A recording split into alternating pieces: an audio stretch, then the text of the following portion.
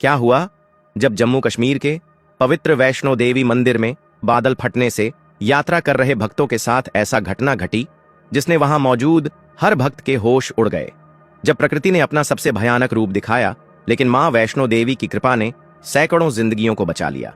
अगस्त 2025, monsoon अपने चरम पर था।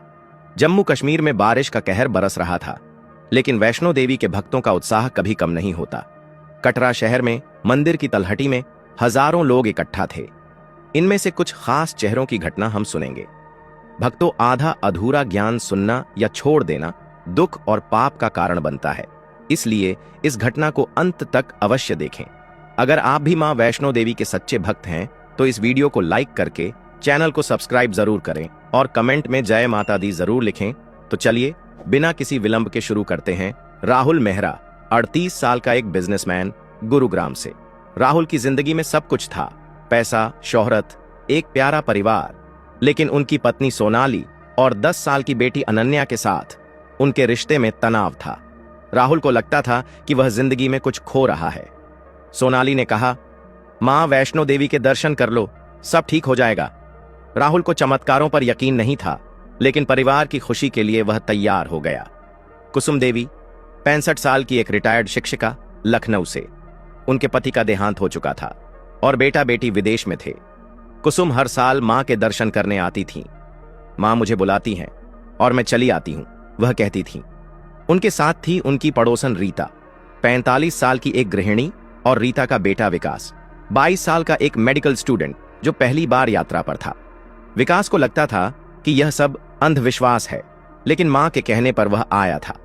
सलीम मलिक, 50 साल का एक टैक्सी ड्राइवर, जम्मू से। सलीम मां वैष्णो देवी के परम भक्त थे। बचपन में एक सड़क हादसे में उनकी जान बची थी और उनकी मां ने कहा था, यह वैष्णो माता की कृपा थी।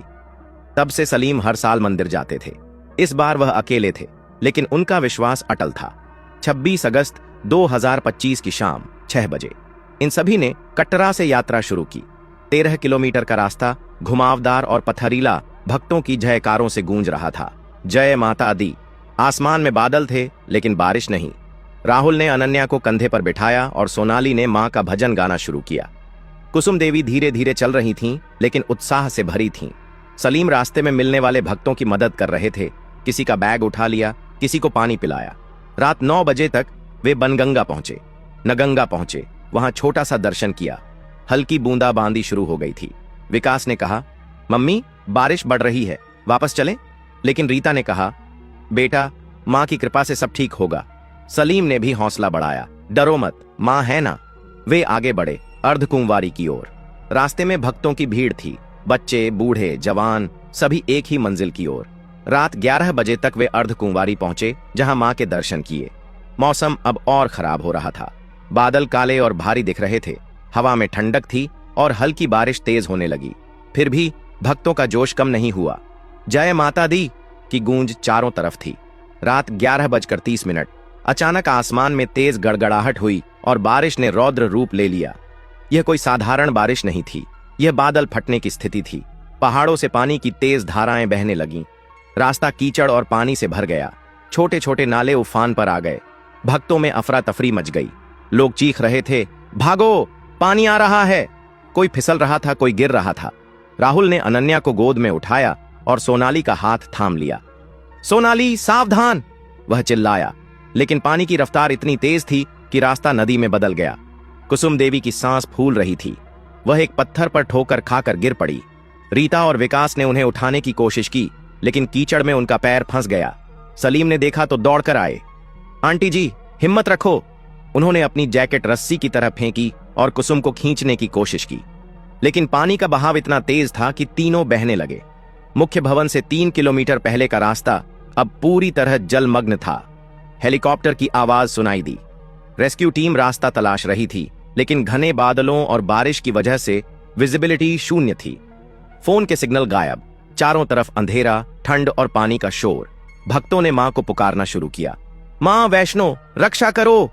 राहुल का परिवार एक चट्टान के नीचे छिपा था। अनन्या रो रही थी, पापा हमें क्या होगा? सोनाली ने उसे गले लगाया, मां सब ठीक कर देंगी। लेकिन राहुल का मन डर से भरा था। यहां कोई चमत्कार नहीं होगा, वह सोच रहा था। तभी एक बड़ा सा पत्थर लुढ़क कर आया और चट्टान हिलने लगी। लगा सब खत्म। अचानक एक चमकदार रोशनी दिखी। पहले लगा बिजली चमकी, लेकिन वह रोशनी स्थिर थी, जैसे कोई सूरज उग रहा हो। पानी के बीच से एक आकृति उभरी। एक महिला, लाल चुनरी में, सफेद साड़ी, हाथ में त्रिशूल। वह तेजी से दौड़ती हुई आई, जैसे हवा में तैर रही हो। भक्तों ने देखा तो उनके मुंह से चीख निकली, मां वैष्णो देवी। मां सबसे पहले कुसुम देवी के पास पहुंची। कुसुम का पैर टूटने की कगार पर था, लेकिन मां ने उनके माथे को छुआ। कुसुम का दर्द गायब हो गया और वह खड़ी हो गई। रीता और विकास, जो पानी में बह रहे थे, उन्हें मां ने एक झटके में बाहर निकाला। मां की आंखों में करुणा थी, लेकिन उनका तेज ऐसा कि लोग देखते ही रह गए। वह बोली, मेरे बच्चों, डर क्यों? मैं हूं ना। उनकी आवाज गूंजती थी, जैसे पहाड़ बोल रहे हों। राहुल ने देखा तो उस वैज्ञानिक का दिमाग हिल गया। यह क्या है? हेलुसिनेशन? लेकिन सोनाली ने कहा, राहुल, यह मां है। मां आगे बढ़ी और पानी की धारा को अपने त्रिशूल से रोका। पानी रुक गया, जैसे कोई अदृश्य दीवार खड़ी हो गई। एक बुजुर्ग भक्त ने कहा, यह चमत्कार है। मां ने पानी को आज्ञा दी। सलीम ने मां के चरणों में सिर झुकाया। मां, आप अल्लाह की रहमत हैं। मां ने सभी भक्तों को इकट्ठा किया। लगभग 700 लोग फंसे थे। वह बोली, मेरे पीछे आओ। रास्ता जहां मां चल रही थी, वहां पानी सूख गया। पानी 2 हिस्सों में बंट गया, जैसे कोई चमत्कारी शक्ति ने उसे रास्ता दे दिया। विकास ने मां को देखा और उसका अंधविश्वास टूट गया। यह साइंस नहीं, मां की शक्ति है, बड़बड़ाया। मुख्य भवन से 2 किलोमीटर पहले एक बड़ा खतरा था।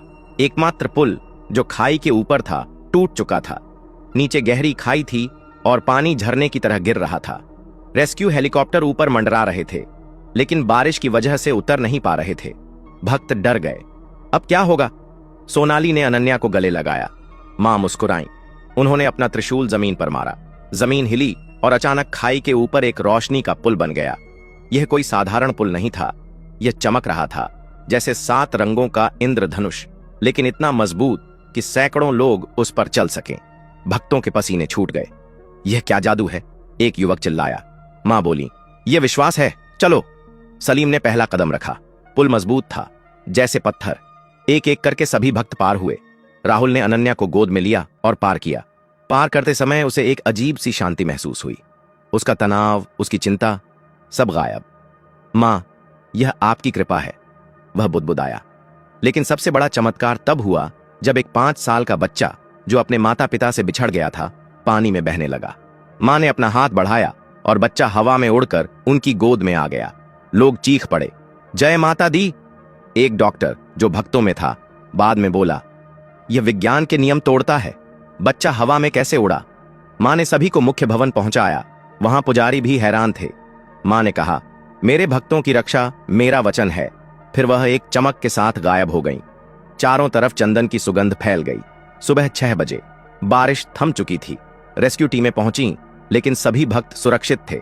समाचार चैनलों में हेडलाइन थी, वैष्णो देवी में चमत्कार, बादल फटने के बावजूद कोई हताहत नहीं। राहुल का परिवार दिल्ली लौटा। राहुल ने अपनी कंपनी को और मानवीय बनाया और अब वह हर साल मां के दर्शन को आता है। सोनाली और अनन्या अब हर रविवार मां की पूजा करती हैं। कुसुम देवी की बेटी लंदन से लौट आई। कुसुम अब अकेली नहीं है। विकास ने मेडिकल की पढ़ाई पूरी की और एक मंदिर के पास क्लिनिक खोला।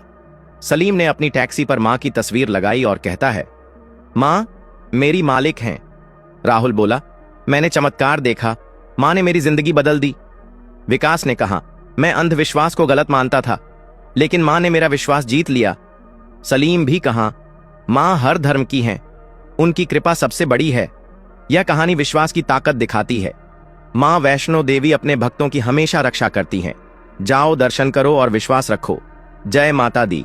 दोस्तों, इस वीडियो को अपने दोस्तों, परिवार और रिश्तेदारों के साथ शेयर जरूर करें। और वीडियो पसंद आई है तो वीडियो को लाइक करके चैनल को सब्सक्राइब जरूर करें और कमेंट बॉक्स में जय माता दी जरूर लिखें। धन्यवाद।